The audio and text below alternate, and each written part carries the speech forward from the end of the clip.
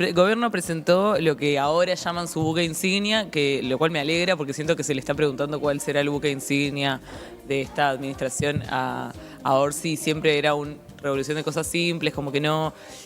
Chaschetti me acuerdo que aventuraba que iba a ser la conexión de transporte de Montevideo a Canelones, que también sería algo muy revolucionario para mucha gente. Pero bueno, ahora presentaron esto como su buque insignia, que es un conjunto de medidas para facilitar, a algunas personas, los que estaban ganando mucho, les va a dificultar, pero el tema de las importaciones de productos de la canasta básica, y siempre está el ejemplo de la pasta de dientes. ¿Por qué pagamos la pasta de dientes mucho más cara que en otros lados? Cruzas la frontera y la pasta es mucho más barata. Bueno, una de las explicaciones es porque no todo el mundo puede importar, entonces los que tienen como el monopolio medio que hacen lo que quieren porque es muy caro importarlas, por eso no entran competidores. Y bueno, se presentaron una serie de medidas para como destrancar esos procesos, entonces si hay múltiples importadores de las mismas cosas, según la teoría económica de la oferta y la demanda y la competencia, deberían bajar. Bueno, a ver, más allá de la teoría de la oferta y la demanda, tiene que ver con una cuestión de formación de precios. Igual, sacando la parte de la oferta y la demanda, porque también si son solamente dos importadores se podrían poner de acuerdo y ser formadores de precios e igualmente, aunque haya mucha demanda, sostener un precio elevado y decidir el precio entre ellos. Entonces, en la conformación de los precios entra en juego sí, la cantidad de oferentes, ahí sí, el tema de oferta y demanda, pero sobre todo la idea de la competencia, que es algo que está apostando eventualmente esta modificación. Son más o menos 250 modificaciones, es una, como dijo O'Donnell en su presentación, es como modesta pero importante transformación del Estado. Va en línea con transformaciones del Estado de países de la región, por supuesto, en el sentido de desburocratizar algunos mecanismos por los cuales se importaban productos y se regulaba y se controlaba, y también algún tipo de conformación unificado de algunos tramiteríos, cuestiones de pasaje a sistema digitalizado solamente en algunos ámbitos donde, por ejemplo, despachante de aduana, donde antes había todavía papelerío de por medio. Hay un montón de elementos. Uno de los componentes, porque son varios capítulos, uno de los capítulos, quizás el que más le importa, en la famosa pregunta de Fernanda, ¿en qué me importa a mí esto? Sí. En el sentido de en qué me afecta en forma directa, digamos, todas me parece que son de afectación a la población, pero hay una en particular, un capítulo que tiene que ver con justamente la forma en que se importan productos de la canasta básica, en el sentido específicamente de la parte de higiene, ¿sí? Porque la cuestión alimentaria, que todavía no se sabe si va a estar incluido, involucrado o no, que podría serlo, ¿sí? Pero todavía no se sabe, y también ahí hay factores a tener en cuenta, no sé, desde galletas hasta un montón de otros elementos, porque después hay otros productos donde sí hay competencia. Lo que es Uruguay, históricamente lo que Uruguay sí produce, ¿sí? No sé, aceites, harinas, otros elementos. El precio entre productos de igual marca, igual valor, igual calidad, incluso importados, comparativamente con Argentina y Brasil, es bastante parecido. Incluso en este momento, por ejemplo, seguramente Argentina está a 8 no, igual a veces clásica la foto de no puedo creer que el dulce de leche con Aprole en Argentina es más barato. Sí, pero ahí tiene que ver con una cuestión, ahí me parece que tiene que ver con otra cuestión, que es una cuestión de política exportadora de Conaprole sobre producción sobrante y sobre una cuestión de política, no te digo ni dumping ni mucho menos, pero sí, bajar el costo, o sea, porque tiene menor costo. ¿Podría venderlo a menor costo entonces en Uruguay? Bueno, puede ser, pero también es una cuestión de ganar mercado. Ahí hay una cuestión de política comercial, no lo sé. Sí. Más allá de eso, que puede ser, digamos, y es verdad, pasa a veces con algunos productos en particular, yo hoy a la mañana, antes de venir para acá, hice la prueba de cuánto cuesta el pan de determinada marca acá y en un supermercado acá y en un supermercado en Argentina, y la diferencia es 2 o 3 pesos uruguayos, o sea, realmente no hay diferencia. Hice lo mismo con aceites, hice lo mismo con algunos productos que sé que no tienen este problema. Igual eso ahora, hoy, viste que... varía. Sí, sobre todo como cuestión de la forma de la apreciación y depreciación del peso argentino. Obviamente en los últimos 8 años la diferencia fue abismal, pero estamos hablando de los que sabemos que se importan por un único importador, y que el gran problema que ocurre acá en Uruguay con relación a esta forma es que la regulación implica que un importador lo registra, tiene a partir del importador, del fabricante que le provee a ese importador el dossier técnico, lo que se dice cómo se produce, cómo se produjo, en dónde, etcétera y demás, presenta ante la autoridad competente, y los demás competidores tenían que presentar ese dossier, y el dossier se le entregaba solamente a un importador, con lo cual no lo podían acceder, entonces no podían importar ese producto. ¿Se entiende lo que estoy diciendo o no, más o menos? Sí. Entonces ahora suponete que Coca-Cola fábrica le daba a un importador, a Fernanda Cossack, la fórmula de la Coca-Cola. Vos la presentabas ante la autoridad competente y podías importar Coca-Cola. Yo, Brian, quiero importar Coca-Cola, no tengo la fórmula, no puedo importar Coca-Cola. Y vos decís, bueno, pero Coca-Cola quiere resguardar su fórmula. Perfecto. Ahora lo que dijo esta regulación, entre otras cosas, es... Todos los que quieran importar Coca-Cola van a poder importar Coca-Cola aunque no tengan la fórmula, porque con que lo haya presentado uno solo va a servir para todo. Eso es espectacular. Y a veces es como medio decirlo en el aire, si no lo... no sé, yo siento que he conocido varias personas que trataron no solamente de esto en particular, pero de hacer estos trámites y son tan caros, tan imposibles que justamente lo han abandonado, no lo han hecho. Como que gente que lo ha querido hacer y no lo ha hecho. Y entonces eso, el que tiene la espalda para afrontar todo lo que es el proceso es siempre es uno o son dos y son gente que ya tiene mucha plata. Otra cosa que no sé, Odone, si me estás escuchando siempre que miras este programa, que se podría hacer como siguiente paso a esto, es también bajarle este tipo de exigencias a las cosas que se producen en Uruguay, porque sabes que no solamente es lo importado lo que nos complica, lo fabricado acá es tremendo. Por ejemplo, hace poco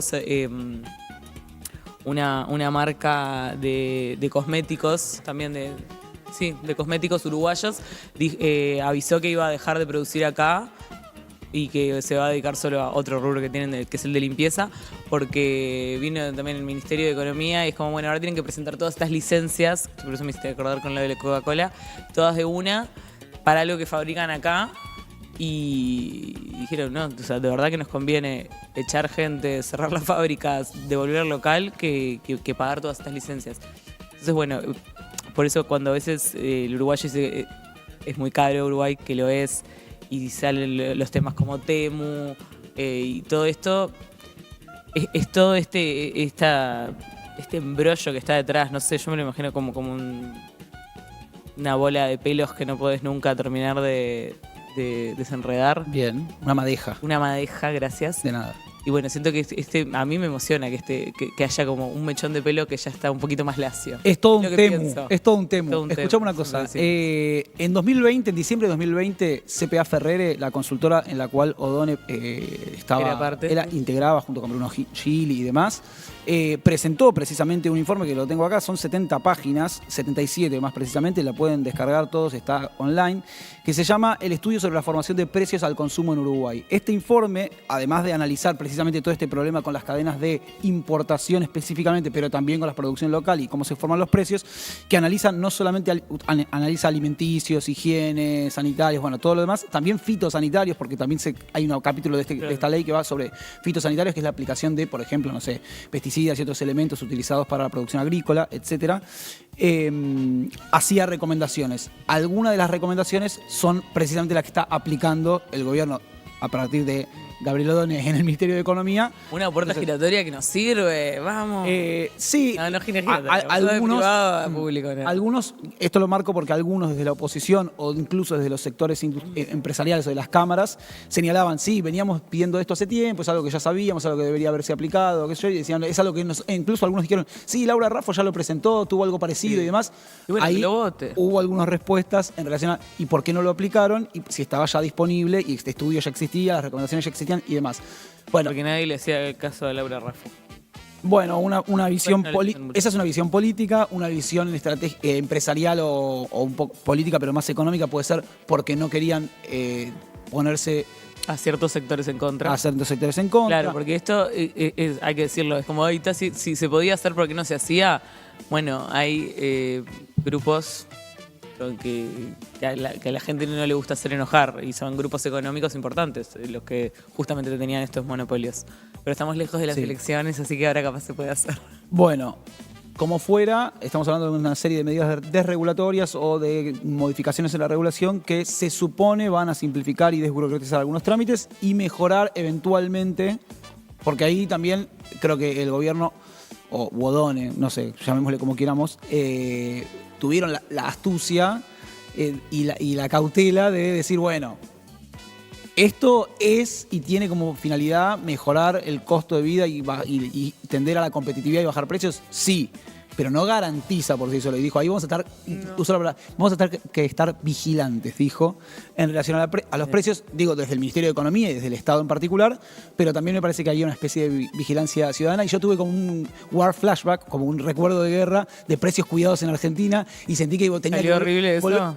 Salió horrible por varias razones, o sea, tuvo cosas buenas, pero también tuvo muchos problemas, la aplicación de precios cuidados y demás, y sentí que iba... El tema de precios cuidados. Sentí que de repente iba de vuelta con mi aplicación, viste, registrando, miren, acá los fideos los venden más caro que lo que dice la aplicación de precios cuidados, pero ahí fue un establecimiento de precios, acá no, y aclararon eso, no se establecen precios, sino que se tiende a mejorar la competitividad para que la propia competitividad mejore. Se confía en la precios. Economía, en la ciencia. En la mano invisible del mercado. Sí. Bueno, te iba a preguntar ahora que es verdad que esto es un... desregula cosas. Desregula. En el sentido de más que nada saca unos trámites, pero bueno, desregula. ¿Es una medida de derecha? Sí. Bueno, viste que, a ver, en la histórica discusión sobre modernización del Estado en la región, quedó claramente los cambios que tienen que ver con reformas estatales y reformas de la forma de la construcción de las burocracias estatales, quedó asociada inevitablemente al régimen neoliberal, al fines de los 80, principios de los 90, a la calle Herrera en Uruguay, a Carlos Menem en Argentina. Se toca una teta Fernanda Cossack.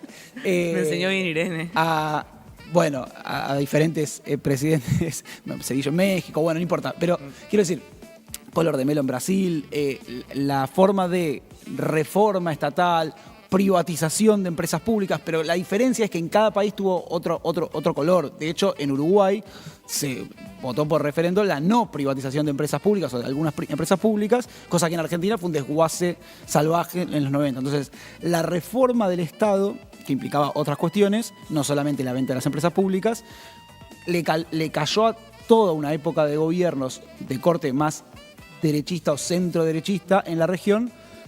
Voy a toser, cubrime.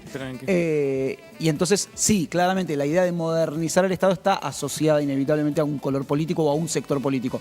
Que no quiere decir que la medida que haga Odone sea necesariamente de derecha, tampoco es necesariamente izquierdista, digamos, no es redistributiva, no tiene como foco disminuir la pobreza infantil, no tiene como foco atender a los sectores de cuidado o a los sectores de mayor edad, digamos, no tiene ningún tipo de foco en romper con la propiedad privada de los medios de producción, en términos de lo que se puede entender. No es comunista, no es Trotsko. No es Trotsko, no es Bolche, no es comunista, no es socialista, no. Ahora bien, ¿puede ser redistributivo en el sentido de si logra bajar el costo de vida de los uruguayos? Y lo es. Sí, para mí, sin